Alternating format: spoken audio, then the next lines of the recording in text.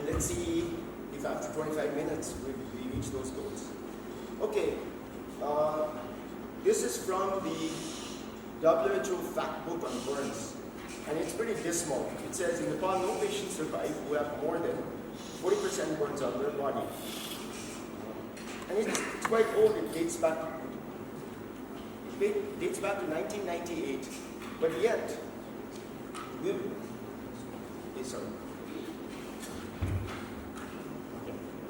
so it dates back to 1998, but I mean, so they put everything as if we're a very bad example.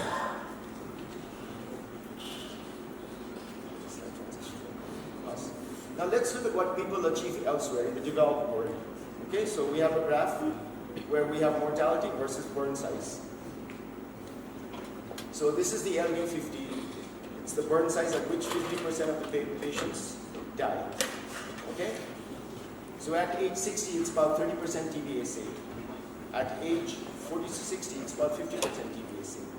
And at ages less than 40, the survival, half the burns with a 75% TBA saved burn survive. Now this slide probably changed the way I looked at burns overall. And what it shows is it shows the increase in burn survival over time. Okay? So here we have the 1940s. So now we can see that this graph climbs up slowly. We can see that this graph climbs up slowly, and then there's this abrupt improvement in survival. And then a little bit more, and then it plateaus off. So what would this be? So what changed things that survival gradually increased?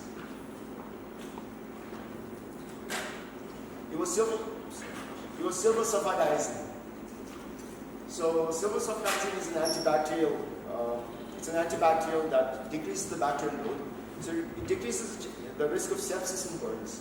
Okay, so probably the thing that really made the difference was early excision. So that is excising a burn that is full thickness within a week. And you can start doing this at 48 hours after the burn. So you can do the surgery at 48 hours after the burn. So this spike or this improvement in survival is because of early excision. So now we talk about fancy ICUs and a lot of other things like that. Like you need to go to Kathmandu, like for a 30% burn, you need an ICU. So how true is that? Okay, so ICU care has improved survival, but it's not very significant compared to early excision. So now, early excision started in the 1970s. So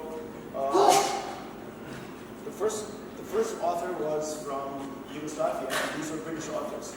So they advocated early excision. Excising burns early, in fact, right after 48 hours after the burn. And then what they found out was the outcomes were significantly different than if they just let the eschars slough off and then skin graft the burns. Okay. And the other thing that really has changed the outcome is the concept of burn-centered care. So what is burn-centered care? It's similar to medical services developed at trauma centers, and has been associated with improved survival, decreased hospital costs, and shorter lengths of stay. And so this was published in the American Medical Association Journal. So one of the most important things in burn survival or changing outcomes is tangential excision. So this is an example of what we do. So if you look at the picture here, this is all burn eschar. It's a full thickness burn. So this is a Watson dermatome. So we excise layer by layer. I have a video later which I can show you. So we excise layer by layer till what we reach is we reach bleeding tissue, and then we can put a graft on immediately. And this can start after the resuscitation phase, which is about 24 to 48 hours. Is you start burn resuscitation, and then the excision can start after 48 hours. Okay, these are the results. So the central area, the dark area is the skin graft. These white areas healed by second intention, but this is like after about a month.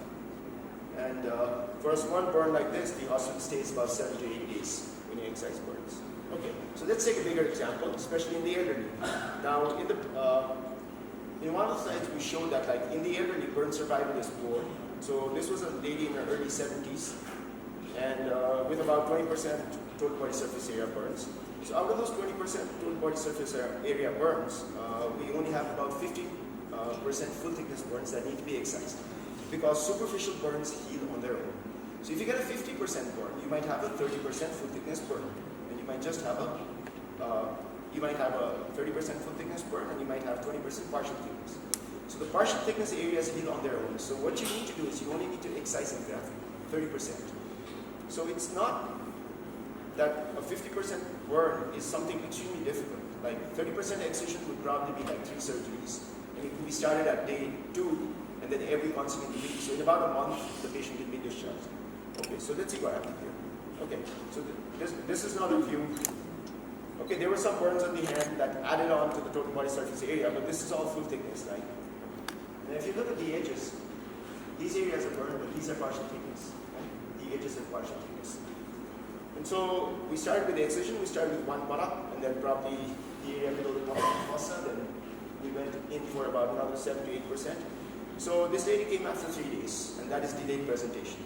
So the problem with delayed presentation is people, 3 days may not make a significant difference, but like 10, 12 days would make a difference, because the wounds are heavily colonized with bacteria. And following excision, the skin grafts do not take. So early referral is probably necessary, but that also has to be thought about. So we got her in like after 3 days, we optimized her, we started the first excision at 7 days, so every subsequent week we went in for excisions. So probably by like day 23 or 24, the excisions were finished. We discharged her in about a month, and this is a 70-year-old lady. And then, okay, so this is like when she came for follow-up. So these are skin grafts, these are donor cells. Okay, this is from where we took the grafts. Now this white area is areas that heal secondary, because we addressed the buttock at the last excision. And some of our grafts do not take. These black patches are where the grafts took, and this is where things healed by second intention. So this is the outcome. This is an outcome which you can reach by 1 month in an elderly burn with about 20% if you go into early excision. Okay. So why do burns die? Right? So in burns, it's always said, the first thing we do is try to save the life. Second thing is live more function. And the third thing that comes is aesthetics. Is do you want to look good or not? So burns, like any trauma, any burn patient has to undergo a primary survey, starting with the ABCs. And I guess everybody in this hall is just as well trained as me in doing this, if not better. So I won't go to all of this. Okay? Now that's because it's very rare that we get polytraumas. It's very rare we get burns with, say, fractures or doubling fractures and so on. The only time we got a lot of those were in the air bungalow crash, where we had polytrauma, like head injury with a burn, or pelvic fracture with a burn, things like that. But the most we get is like a truck rolls over, the radiator water spills, the driver gets trapped, and comes with a 10% burn with a femur fracture, or an electrician falls off the roof, a welder falls off the roof, and then he has like a pelvic fracture, a femur fracture, then he might have a 10% total body surface area electric burn. So we don't really come across burns with polytrauma. It's because I guess in our context, we're more used to seeing patients with just plain burns. Okay. So why do people die of burns early? Why do patients die? It's because they go into shock. Okay, they're going to burn shock because they're not resuscitated adequately. So I would just go to F, fluid resuscitation. So I guess everybody knows what the Parkland formula is: 4 ml per kg or times 4 ml times body weight times TBAC. Now there's this thing now that is like, there's a modified Parkland formula, and most centers recommend that we decrease the fluids because underhydration is bad because patients go into shock and die. Overhydration is also not too good because overhydration causes compartment syndrome. Is the pressure inside the compartments increase. So you can get compartment syndrome in the limbs, you can get, in major burns, you can get compartment syndrome in the abdomen. Now, abdominal compartment syndrome in burns more than 40% has a 100% mortality. So there were times when I was an intern or a resident, and then we used to get a 50% burn, and by the next day they would not be there. They would succumb. So I really don't know whether we caused abdominal compartment syndrome or not, but that is something that is established nowadays. So let's take an example. It's like we have a 60 kg female with about 50% total body surface area burns. So we need about 9 liters. We need to give 4.5 hours in the first 8 hours. So if they come after 4 hours, we can give 4.5 liters in about 4 hours. So probably the residents love to ask this question, what if they come in 7 hours? Are you going to give 4.5 liters within an hour?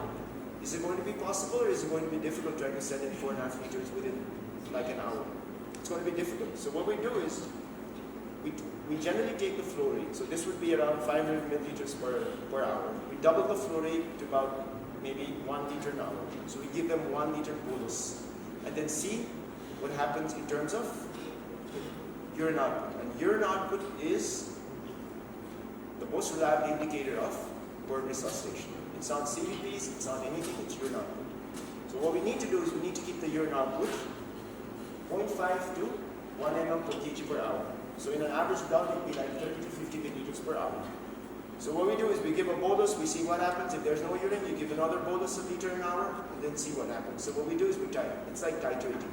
So you give fluid, you measure the urine output. So what happens if you give 200 milliliters of urine after, say, the 4th hour? It means you're giving too much fluid. So we've got to decrease the fluid by half. So if you're giving a liter an hour, you decrease it to 500 milliliters per hour. So the most important thing in burn resuscitation is measuring urine output. And if this is done within the first 24 to 48 hours, usually, unless people have inhalation injury or airway issues, they usually make it. Okay? So let me give you this example. Okay, so this is a 30-year-old lady, elderly, no comorbidities like the elderly. And then she came from Bergam. So as usual, the ambulance comes into the hospital, somebody walks out and says, no, we don't take any burns. So the family says, no, please do something. So what they did is they put in a 20-gauge cannula. And then they put her in an ambulance and sent her over. She arrived like 12 to 14 hours later. So the blood pressure in the emergency room was just about 70. And this lady probably required a lot more fluids than that was given. So what does improper resuscitation do? Number one is decrease the perfusion in the skin. And if you take burns, like there's something called the Jackson mark. You have a central zone of coagulation where the cells are all dead. Then you have another zone around it where the cells are reverse. You have another zone where the cells are still viable, but they may die. And then you have another outer zone called the zone of hyperemia. So what underperfusion the skin does, it converts partial thickness burns to full thickness burns. So this is when she came in on day 1. This was probably day 2 after the burn. 3 days later, we see that most of the areas have converted into full thickness. So what should you do, like if you work in Poker or somewhere when you come across a 40% burn, is you don't need to send them to Kathmandu. You need to keep them there, resuscitate them, wait for 24 hours, and then you can transfer them. Because I have colleagues from Sushma Koyal Memorial Hospital who said that sometimes an ambulance comes in and the family comes and says, come please take a look in the ambulance, the patient is not moving. They go open the doors, go take a look inside of the patient. Like they've had like 1 or 2 patients that have come in that are dead in the ambulance. And that is probably either because of poor resuscitation or airway issues. Okay. So under resuscitation changes, say, superficial areas of zones of stasis into zones of coagulation. And the other thing that does this is infection. Okay. So like if a burn gets infected, a superficial burn becomes a deep burn. Okay. And the other thing is, if you resuscitate patients late, what's going to happen is they'll require more resuscitation fluid. Is they start swelling up. Okay, so and then swelling is not just in terms of compartment syndrome or peripheral swelling. The airway swells up. You have airway edema. So it's lucky we have our critical care team was able to keep her intubated after the first burn excision and then transferred her to the ICU. We kept her on elective ventilation, extubated her the next day.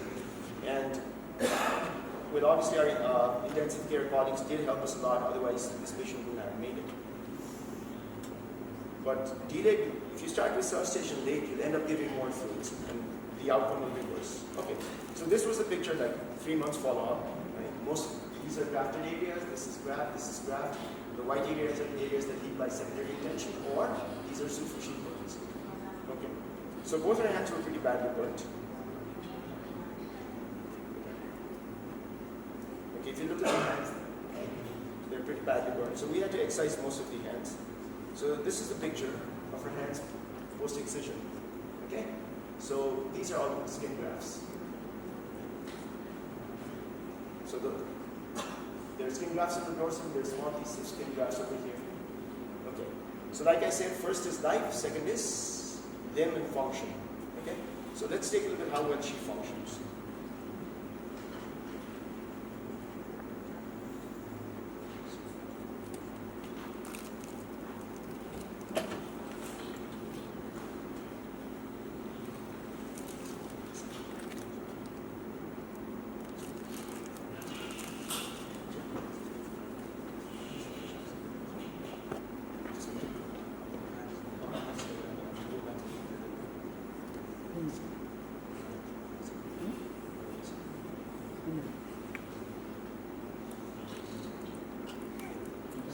Okay, so let's look at function. These are severely burned hands with thickness burns. So this lady has no problems doing household chores. So this is the advantage of early excision. It's not just saving life, but it's turning people back to function. So I think this is something that needs to be focused on. It's very simple. Right? Anybody can do it, even in a regional hospital.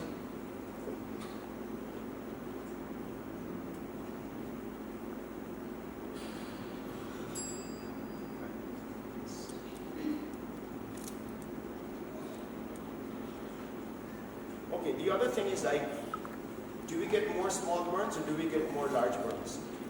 We get more small burns. So let's take a look at the US. Only 4% of patients have burns larger than 60% of total body surface area. So let's look at our data here, right, where I work. So if I look at larger burns from 20% compared to all the burns, they're only about maybe 20%. And if you look at the larger burns like 60, 70%, they're just 1 or 2 a year. So it's that we have enough resources to focus on some particular burns as well. And then let's look at our data from where I work. So we look at if died by burn group. Now if you see the mortality goes up, and then after about 60%, it's about 100%. So the question is, should we admit a 70% burns and then put her in the ICU and spend a lot of resources when there's a 30% burn who's young, and 30% burn who's young and doesn't get a bed? And those are issues that we have to learn to solve, and then learn to optimize our resources, is use our resources in patients that are going to make it. Okay. Now, so again, if we look at live died by age group, we see that the mortality peaks up in the elderly as well. Okay. Now, let's look at the elderly 50 in the US. So in 1950, it was about 45%. And my colleagues from Beat Hospital always tell me half the 50% survive. And Beat Hospital apparently seems to have more larger burns than others because they only get referrals. And everybody wants to do the small burns outside Kathmandu, and then only the larger burns end up here. So in 1950, it was 45%. In 1980, it's about 80%. But in the elderly, things haven't changed significantly. Right? So they've only changed about 15%. The interesting thing is, in the 5 to 15-year-old pediatric population group, half the 95% burns survive. And two factors contributing to it are initial resuscitation through critical care and access to the operating room. These burns have to be dealt surgically. Right? You can't keep a patient in the ward and expect a good outcome. You have to take them to the operating room early. So the other thing is cost of burns. In the US, in a day, it costs from anywhere between $3,000 and $5,000 for a burn. So that's 3 lakhs to 5 lakhs rupees per day. And then we have patients that come with 20,000 rupees with about 50% burns. And then, I guess, then comes the question of resources. Okay, for scalds. So for a 1% little tiny scald, the cost in the US is about $1,000. Okay, so 3% scald, it's about $3,000. Okay, so now we come to massive burns. This lady came from Birganj about 10 days after birth. And so what went wrong here? Like, why was she not referred, or what went wrong? It's probably the situation where people cannot determine the depth of a burn.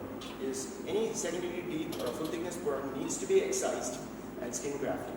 So, and this is dead burns. I mean, this is all cooked. Right? So the problem with us is, if we see something white, we think it's superficial, and that is a fallacy. If you see something white, it means it's a full thickness burn. Okay? And then, so they kept her for 10 days. She didn't improve. They said it would heal. They would do the dressings, nothing healed, and then we get the patient after 10. Like we get the patient after about 10 days. So then 10 days means you have a massive amount of bacteria in the burn tissue, the wound has been colonized, the outcome is going to be poor. Okay. So anyway, about 5 excisions later, we were able to discharge her in about 90 days. So I think we took her to the operating room. And the nice part about the 50% burn may be that you only have about 30% foot thickness areas. So if she goes to the operating room, you can limit your excisions to up to 10% at a time. Then in about 3 or 4 surgeries, you can graft most of the areas. So this is what we have. Okay. I went for a fellowship in India. This is their operating room. They have 6 people scrubbed. They have like 4 people on the floor. Right? And they have 1 patient. And the situation is different here because what we had is we have like 2 people scrubbed and then 1 person on the floor. So burns are something you have to invest on in terms of manpower. Right? I mean, you need empathy and then you need resources and commitment. And then things change. Okay. So, so we have something called the Nepal Burn Society, and then we run these, we have this course called the Essential Burn Course. It's a 1-day course. It's recommended that every doctor that's going through medical school or a nurse going through nursing college should take that course.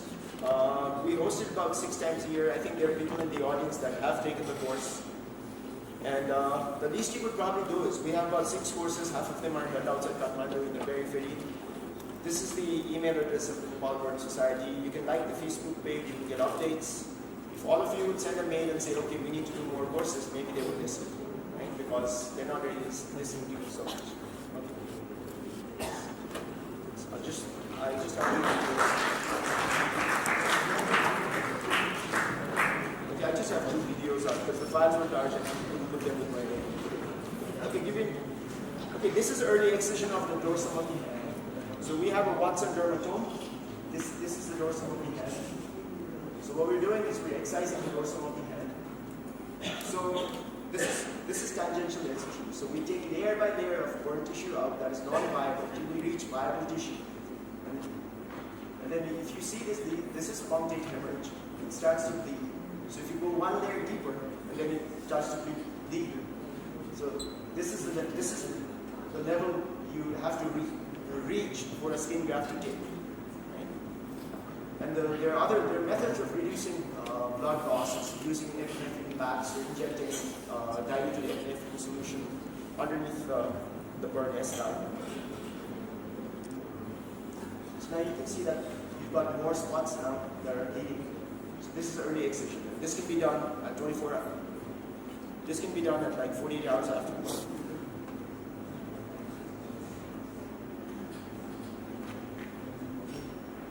And one thing that really changes the outcomes are mesh and graft. Because if you have a 30% burn, you can't just take graft and put it there. You have to expand it. So this is a mesh graft. It's like a net. It goes in a little machine called a mesher. Then it expands. And it's very easy because it does it fast. If you hand mesh it, it's going to take like half an hour to do a sheet this big. If you put it in a mesher, it's about 3 minutes. Okay, so this is after the excision. You can take a mesh graft, put it there, and stay with it.